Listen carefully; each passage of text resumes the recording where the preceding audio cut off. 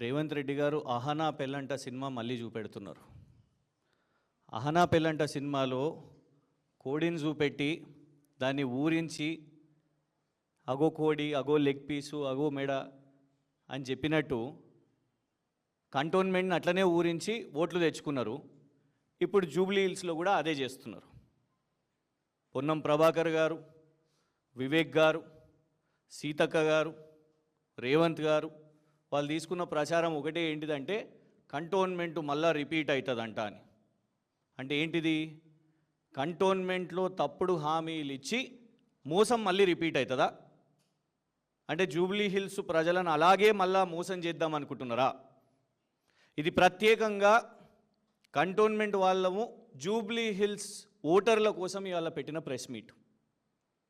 అక్కడ కూర్చున్నది cantonment market chairman, మాజీ market chairman, Bowenpally market chairman, మా ఇన్ఛార్జు అభ్యర్థి నివేదిత గారు, వారు టిఎన్ శ్రీనివాస్ గారు, గజ్జల్ నగేష్ గారు, కంటోన్మెంట్ వాస్తవ్యులు చైర్మన్ గారు, మరియు కంటోన్మెంట్ జిహెచ్ఎంసీ ఒక్క డివిజన్ ఉంటుంది, దానికి కోఆప్షన్ మెంబర్గా పనిచేసిన నరసింహముద్రాజ్ గారు.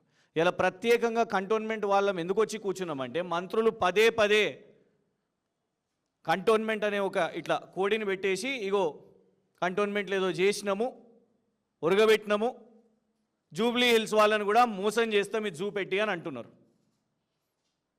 నంబర్ 1 రేవంత్ రెడ్డి గారు